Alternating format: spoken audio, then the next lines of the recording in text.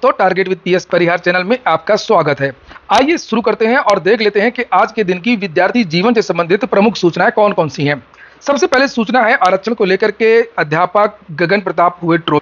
उसके बाद में हम लोग अन्य चीजों पर चर्चा करेंगे। यूपी की नोटिस जारी हुई है, यूपीएससी की नोटिस जारी हुई है, नई जूनियर भर्ती में आज क्या हुआ, पुलिस कांस्टेबल परीक्षा कब हो सकती है, यूपी परीक्षा कब हो सकती है और सीटीईटी एडमिट कार्ड पर भी चर्चा करेंगे। ये देख सकते हैं आज ट्विटर पर सुबह से लगातार ये ट्रेंड करता रहा, आई स्टैंड विद गगन प्रताप, और नंबर 2 पे इस समय है गगन प्रताप माफी मांगो।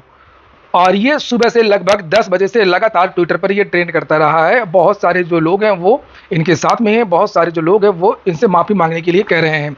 गगन प्रताप जी को सभी लोग जानते होंगे, गणित के टीचर हैं, एसएससी को पढ़ाते हैं, अच्छा पढ़ाते हैं, अच्छे टीचर हैं और बहुत सारे मोटिवेशनल वीडियो भी बनाते हैं, यूट्यूबर भी हैं, 4 मिलियन से ज़्यादा सब्सक्राइबर, भर्तियों से संबंधित मुद्दे भी उठाते रहते हैं। बहुत सारे जो इनके वीडियो वो वायरल होते रहते हैं। अगर यहाँ देखेंगे आप पॉपुलर वीडियो में तो 60 लाख, 51 लाख, 33 लाख इस तरीके से वीडियो इनके देखे भी जाते हैं। लेकिन सबसे बड़ी बात यह कि आखिरकार इन्होंने ऐसा क्या कह दिया कि लोग पीछे पड़ गए। गगन प्रताप माफी मांगो।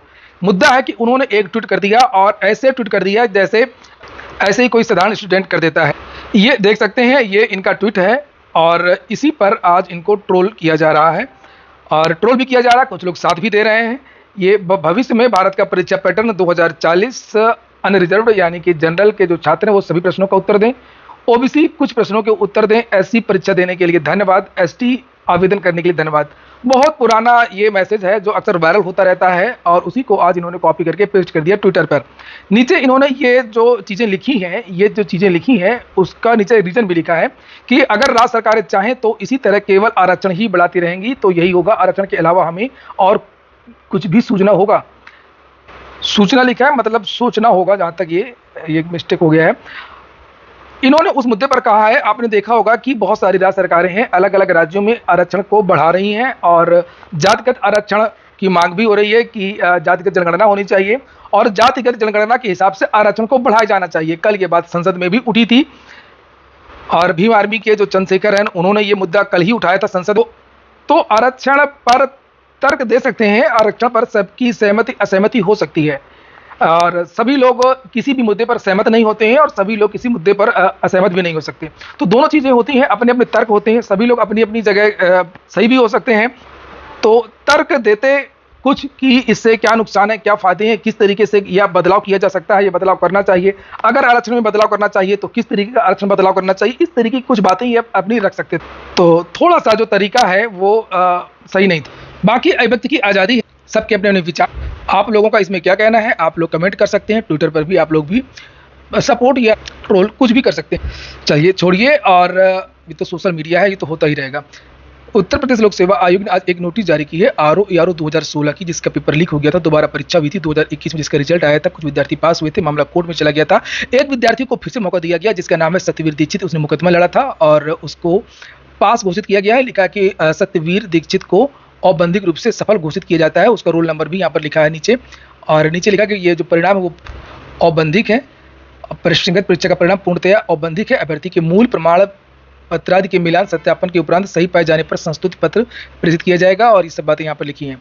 तो पूरा मामला क्या है, जैसे मुझे जानकारी मिलेगी मैं आपको बताऊँ। अगली सूचना है एक पुरानी भर्ती की, एक्स-रे टेक्नीशियन की 2016 की एक वैकेंसी है, उसको लेकर के आज यूपी ने पदों के विवरण को लेकर के ये जारी की और इसमें बताया गया कि विकलांग जन हेतु एक पद जनरल के सापेक्ष विकलांगता की उप श्रेणी को का चिन्हांकन का उल्लेख नहीं था। इसलिए यहाँ पर लिखा है कि 52 पदों में से विकलांग जन हेतु एक आरक्षित पद के सापेक्ष विकलांग जन की उप श्रेणी में OL, OA, PD, PB को मान किया गया है। तो इतनी पुरानी भर्ती है, इतना करने में इनको कितने दिन लग गए, सोचने वाली बात है। लगभग 8 साल लग गए। यूपी की अगर अन्य भर्तियों की चर्चा करें तो जानकारी ये मिल रही है कि यूपी की जो परीक्षाएं हैं वो अगस्त लास्ट या सितंबर के महीने से शुरू हो जाएंगी। पहले वीपीओ की परीक्षा, अन्य छोटी परीक्षाएं, और जो विद्यार्थी जूनियर असिस्टेंट के बारे में पूछ रहे थे तो उन विद्यार्थियों को थोड़ा सा इंतजार करना होगा। जूनियर असिस्टेंट 5500 पदों वाली भर्ती, जो बड़ी भर्ती थी जिसकी लिखित परीक्षा होनी है, वो परीक्षा आप लोगों की अक्टूबर या नवंबर के महीने में हो सकती है। अभी यूपी से परिणाम ही जारी होंगे और ये जो परिणाम जारी होने वाले हैं उसमें आप लोगों को जेईई 2018 का परिणाम, जिसके लेकर के अभी कुछ दिन पहले एक नोटिस भी जारी हुई थी, उसके बाद में फिर आप लोगों का एक वीडियो का जो 2018 वाला है उसका रिजल्ट है और एक कंबाइंड का रिजल्ट है। ये 2-3 रिजल्ट हैं जिस पर काम चल रहा है, अंतिम चरण में है और उम्मीद तो ये है कि इनमें से कम 2 परिणाम आप लोगों को इसी महीने देखने को मिल जाएंगे। अगली जो सूचना है वो है नई जूनियर भर्ती कोर्ट अपडेट। आज क्या हुआ, मैंने सुबह की वीडियो में आप लोगों को जानकारी भी दी थी कि नई जूनियर भर्ती को लेकर के विद्यार्थियों ने कोर्ट केस किया है और इसकी आज सुनवाई होनी है, लेकिन आज इसका नंबर नहीं आ पाया, सुनवाई नहीं हो पाई और उम्मीद है कि अगले हफ्ते सुनवाई हो जाएगी। सीरियल नंबर आप देख ही सकते हैं कहाँ से सुनवाई हो पाएगी और चूंकि जब केस बहुत नीचे होता है तो उसको मेंशन भी नहीं किया जा सकता है। हाईकोर्ट की एक नई रूलिंग है कि अगर 125 या 130 के अगर अंदर है आपका केस तब तो आप लोग मेंशन करा सकते हैं, अन्यथा आप मेंशन भी नहीं करा सकते हैं। और ऐसा होता है जैसे कि अभी इस नंबर पर लगा है, उसके बाद में फिर उस और कम नंबर पर लगेगा, फिर और कम नंबर पर लगेगा, इस तरीके से धीरे धीरे जो फाइल है वो ऊपर आती है। बात करें पुलिस कांस्टेबल वैकेंसी को लेकर के, आज सुबह से ही एक जो समाचार पत्र की जो कटिंग है वो वायरल हो रही, आप लोगों ने भी देखा होगा। ये आज की कटिंग नहीं है, ये कम से कम 10 या 15 दिन पुरानी कटिंग है, 10 या 15 दिन पुरानी कटिंग है, जिसमें ये जानकारी दी गई थी कि जुलाई में घोषित हो सकती है सिपाही भर्ती की परीक्षा की तारीख और इसमें यह भी लिखा था कि बोर्ड जुलाई में ही लिखित परीक्षा कराने की तैयारी कर रहा है। लेकिन मुझे जो जानकारी मिली है कि ये जो परीक्षा है वो आप लोगों की जुलाई में नहीं होगी, आप लोगों की जो परीक्षा है वो 15 अगस्त के आसपास हो सकती है, यानी कि अगस्त के दूसरे सप्ताह में आपकी जो परीक्षा है वो हो सकती है। तो उन विद्यार्थियों को अच्छा खासा मौका मिल गया जिनकी तैयारी अच्छी नहीं थी, वो विद्यार्थी अच्छी तरीके से अपना जो रिवीजन है वो कर लें, निश्चित तौर पर अगस्त के महीने में आपकी जो परीक्षा है वो हो जाएगी। अगली जो सूचना है वो सीटेट एडमिट कार्ड को लेकर के है। सीटेट के एडमिट कार्ड कल आप लोगों को 2 बजे के पहले देखने को मिल जाएंगे। 7 जुलाई को सीटेट की परीक्षा है और इसके 3 दिन पहले एडमिट कार्ड जारी करने की योजना है। आज देर रात को भी जारी हो सकते हैं, अन्यथा आप लोगों को कल 2 बजे के आसपास सीटेट के जो एडमिट कार्ड हैं वो देखने को मिल सकते हैं। अगली जो सूचना है वो है संविदा आउटसोर्सिंग का विरोध होगा, युवा मंच ने ऐलान किया है। चूंकि आप लोगों ने देखा होगा कि अभी उत्तर प्रदेश में जो नियमित भर्तियां हैं उन पर कोई भी काम नहीं हो रहा। नियमित भर्तियां जैसे कि LT ग्रेड, TGT, PGT और UPSSC की परीक्षाएं, अन्य विभागों में भी बहुत सारे पद रिक्त हैं। लेकिन चुनाव के बाद में भर्तियां तो कुछ आ रही हैं और जो भी भर्तियां आ रही हैं जिन पर काम हो रहा है वो केवल आउटसोर्सिंग और तदर्थ पर। सुबह आपने देखा होगा कि तदर्थ शिक्षकों को मंगलवार की कैबिनेट बैठक में नियमित किया, मानदेय पर रखा गया। इसी तरीके से LT जो नए विद्यालय खुले हैं उन पर भी ये कहा गया कि ज़रूरत पड़ी तो आउटसोर्सिंग से भर्ती हो सकती है। इसी तरीके से रोडवेज परिचालक की भर्ती निकली थी, आप लोगों ने देखा होगा।